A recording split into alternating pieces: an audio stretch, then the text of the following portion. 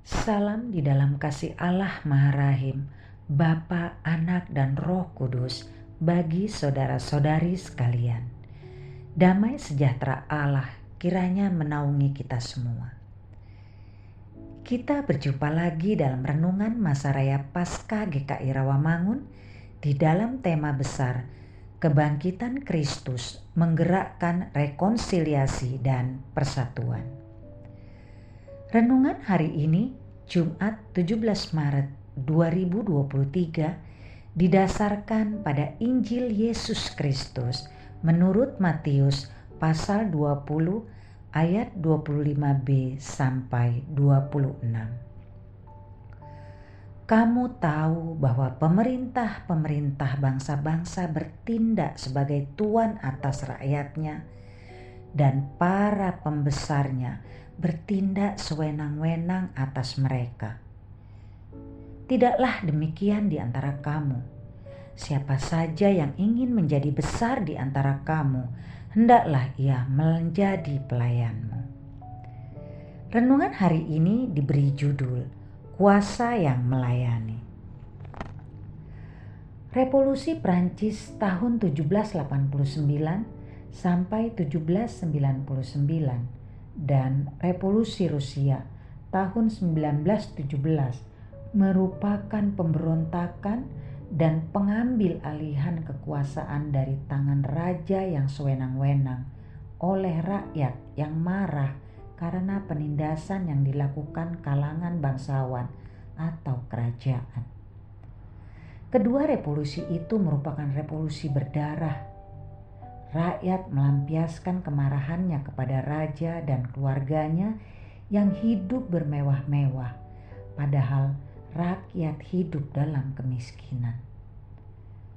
Kekuasaan dan penguasa yang bertindak sebagai tuan atas rakyatnya cenderung sewenang-wenang dan sangat korup. Menuntut dilayani dan dipatuhi oleh rakyat tanpa bersikap peduli terhadap penderitaan rakyatnya.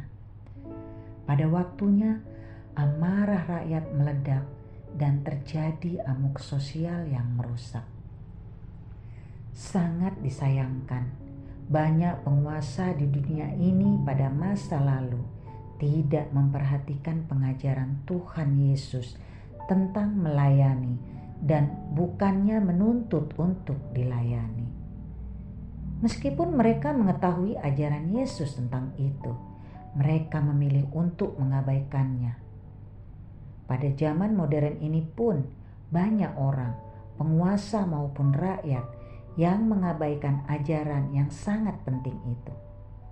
Akibatnya, muncul berbagai ketidakpuasan yang berujung pada konflik maupun ketegangan dalam berelasi antar pribadi maupun kelompok. Melayani berarti menempatkan diri kita pada posisi yang aktif melakukan hal-hal yang baik kepada orang lain. Melayani mensyaratkan kesediaan untuk memandang pihak lain lebih utama daripada kita. Mengutamakan kepentingan orang lain, itu adalah sikap melayani.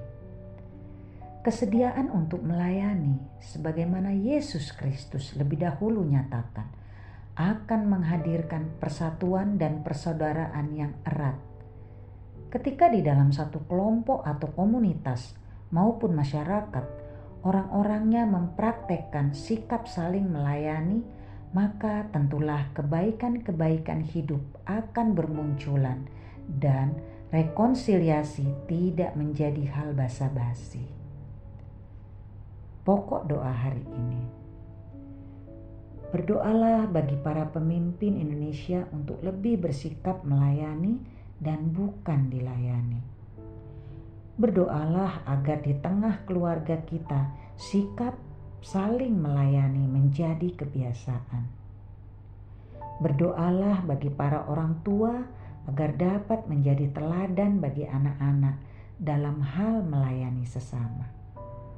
Kiranya kita semua selalu dibimbing dan dinaungi berkat Allah Maha Kuasa, Bapa dan Anak dan Roh Kudus.